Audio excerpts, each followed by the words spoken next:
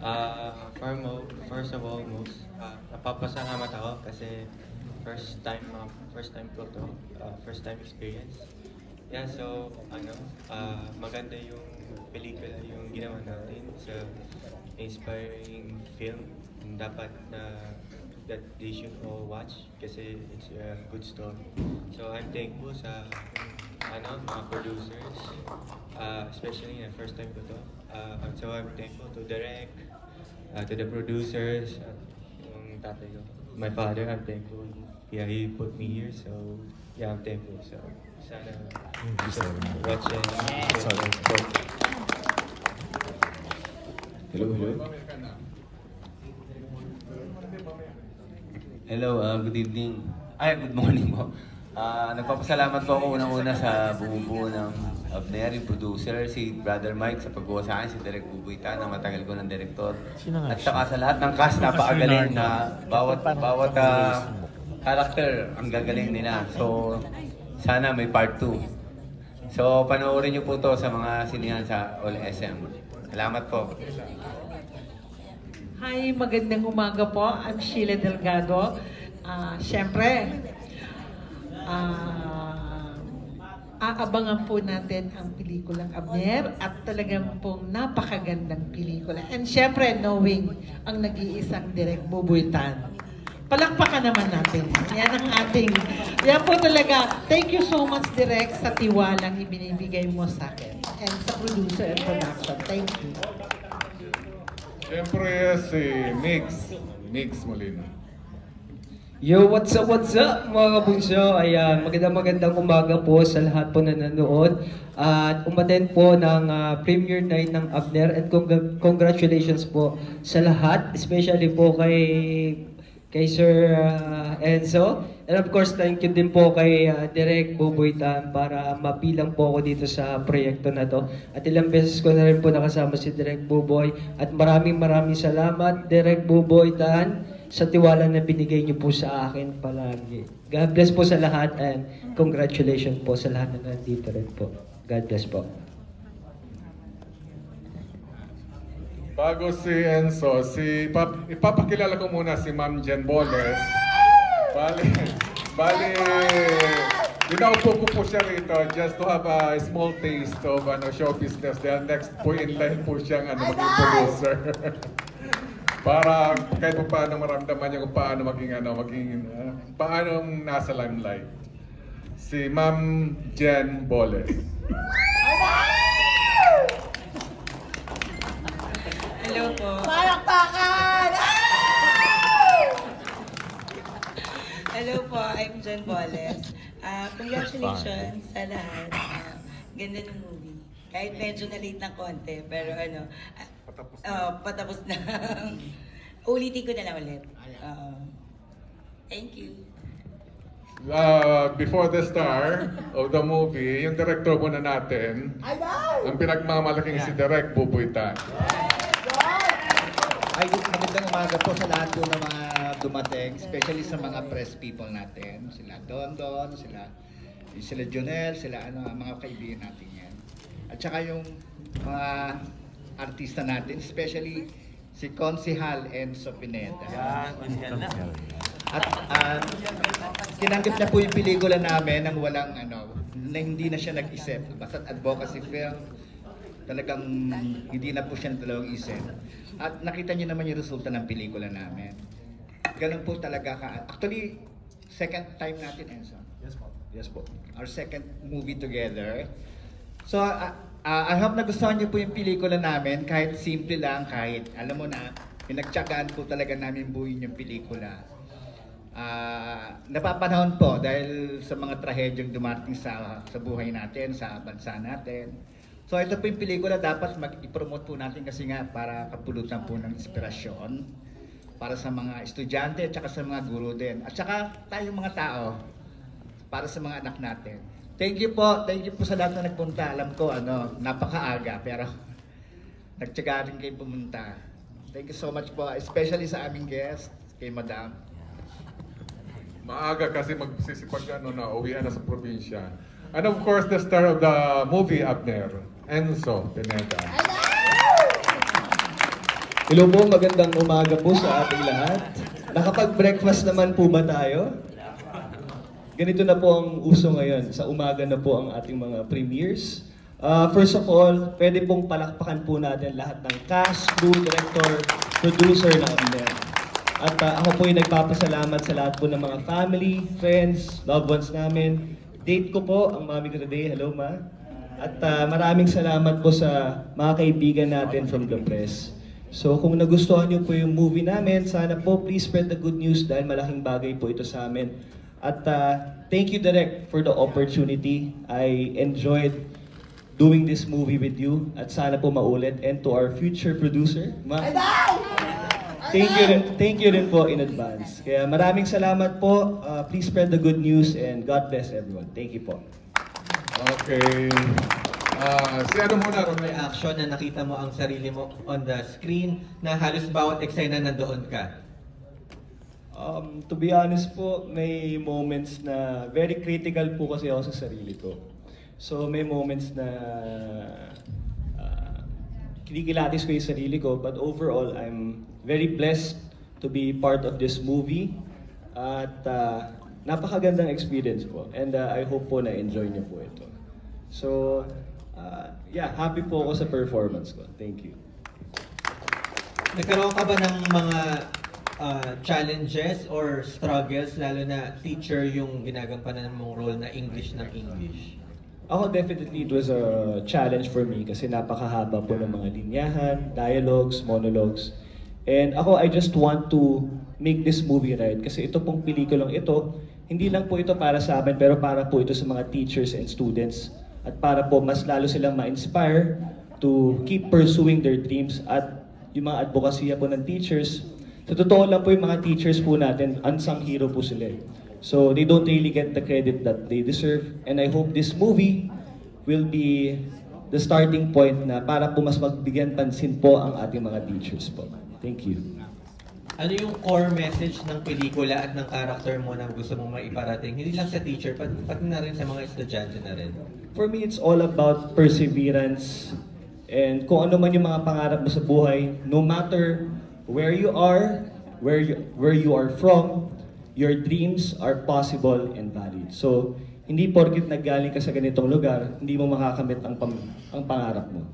So, I just want everyone to know itong pelikula ito na kahit saan ka nang galing, kaya mong ma-achieve yung mga pangarap mo. Thank you. Thank you. And for my last question, kay Direk naman, Direk Buboy, ano po ang pinagmula ng kwento ng Abner? Kailan mo inalok kay Enzo and ano ang reaction mo sa overall performance ni Enzo? Doon sa huling tanong mo, wala na akong masasabi kay Enzo. Na marami naman siya napatunayan na. At saka nagkasama na kami sa una namin pelikula. Bumilib na talaga ako sa kanya. Actually, may hinanda nga akong solo movie niya. Hindi ito. Yung dapat, naalala mo yung kinuwento ko sa iyo, sa Ibabaw. Tungkol sa Elevator Boy.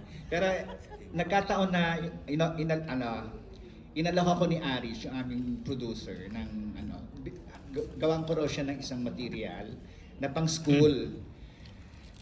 Karamihan sa mga ginawa ko talaga, umikot sa mga schools. Nabibigyan pa nga ng advisory ng school department yung aking mga pelikula. Kaya ito sinabi ko sa kanya, since yung ginawa namin pelikula dati na market ni Aris. So ito na, sabi ko, ito, madali mong ilapit sa mga schools, itong material na to. So hindi siya nagdalawang isip nung kinuwento ko sa kanya, nakagawa kagad siya ng storyline, siya sa mga ang dami daw nagka-interest na sa story ko. Kaya ginawa ko yung script sa loob lamang ng kulang 3 araw. Mabilis lang po yung pangyayari. Then shoot na agad kami. At saka meron na po akong naisip na location, yung Montalban nga.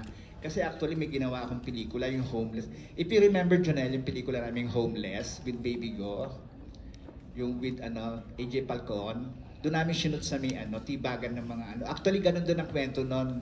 Natabunan din sila ng landslide, yung kwento ng Homeless. So doon ko nakuha yung inspirasyon ko. What if kung natabunan ng landslide yung eskwelahan naman? Tapos may isang guro na nakipaglaban. So doon nabuo yung kwento ko at saka yung mga estudyante. Dahil marami akong nababalitaan, nababawasan na raw yung nagiging mahina na raw sa Ingles ng mga estudyante ngayon, wala na ng ano. Pero actually, importante po talaga na marunong magsalita ng Ingles sa mga tao ngayon, ang mga Pilipino. So nawawala na po tayo ng ganong kakayahan sa mga bata. So ito, para magbigay lang ng inspirasyon. So ginawa kong Inglesero yung mga estudyante, kahit mga nakatira sila sa bundok, kahit hindi accessible sa education. Dahil sa pagsisikap ng guro. So yun. Kung napanood yung pelikula, di ba, nagkaroon sila ng mga achievements, yung mga batang yon. So bunga ng pagsisikap yon, na hindi dapat maging hadlang yung trahedya tsaka yung kahirapan para matupad yung pangarap. So yun lang po, Jonel. Ano pa yung matanong mo? Okay naman na, Direk. Nasagot ko na. Thank you, And Jonel. bali showing na siya sa November 6. Yeah, I think so. Yung producer si Aris. November 6 yata ang aming playdate. No? November 6. Ba't nandiyan ka, Mike? Okay lang. Isa sa mga cast namin si Mike. Kasi naman yung isang guro. Ngayon, alam naman natin na tatakbo ka sa politics. Diba? Alam ba, nagsabi ko ba sa mga magulang mo, wala ba nang against sa kanila? Dahil nga, ito, di pa sa showbiz, magulo rin, mas lalo sa politics. Suportado ka ba ng parents mo? Thank you for the question po. Unang-una, I'm very blessed to have a family that's super supportive po sa lahat po ng mga gusto kong makamit sa buhay.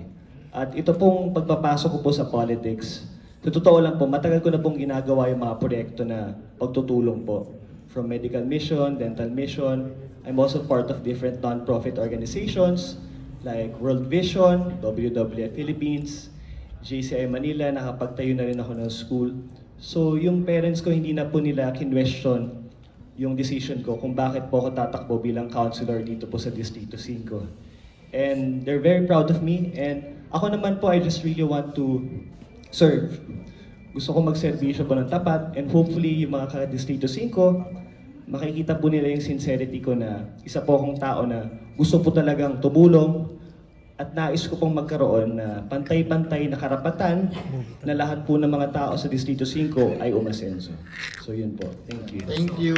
Tsaka, meron ka bang kaba? Kasi bali, ito yung pinaka-launching movie mo na malapit ang ipalabas. Ang bilis, November 6 na, di ba? So, make or break ka dito. Para po sa akin, of course, hindi naman po mawawala ang kaba and excitement. And I just hope and pray na magustuhan po lahat ng mga viewers natin ang aming pelikula. And again, this is not for us, pero para po sa mga teachers and students, para mas lalo po silang ma-inspire sa ginagawa nila at sa mga pangarap po ng mga bata. Pero ikaw ba, hindi mo pinangarap before na maging isang guro din? O naisip mo ngayon na sana maging guro ka dahil nga, di ba, hero ka dito sa movie? Ako po, para po sa akin, in our own way, we can be a teacher. Kumbaga, it all starts with sa bahay natin. At since tumatakbo po ako bilang counselor sa Distrito 5, I feel that I'm also a teacher po para po sa mga tao. Para po malaman po nila kung ano ba yung mga karapatan nila at kung paano din po ako makakatulong sa kanila. Thank you po. Yung jowa niya. Paano? Direct, bago makipag-chismisan dyan.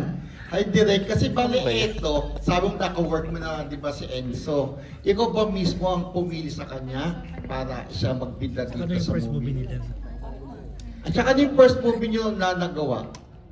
Yung totoo. Yung totoo na. Hindi, yung una namin Big Kiss kay Baby Girl, kay BG Productions. Okay. Tungkol sa mga bahay paanakan. Okay. Ang role ni Enzo doon ay isang mabuting nurse na na nagtsatsagang, mo na, yung trabaho ng mga nurse, matyagang nagpupunas ng mga dumi, mga ganon. Oo, ganon. Hindi, nurse siya sa Pabella Hospital. So ayun. Tapos nung itong nag-collaborate nga kami ni Aris.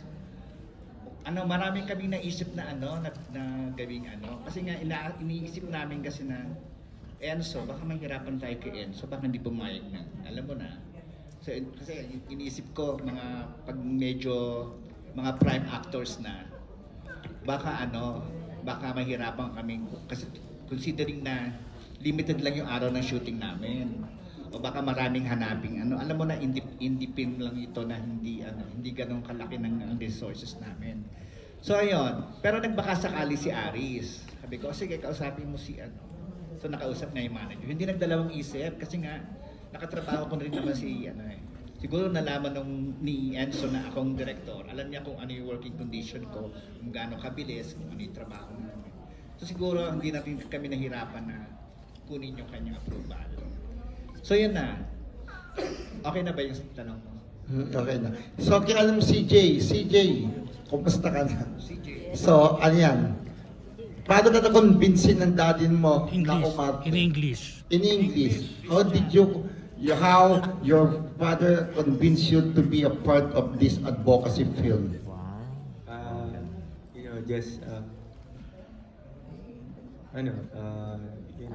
he just convinced me kasi I need to be exposed. Did I convince you?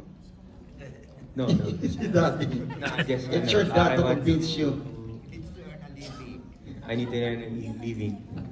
No, just I just want to try it out.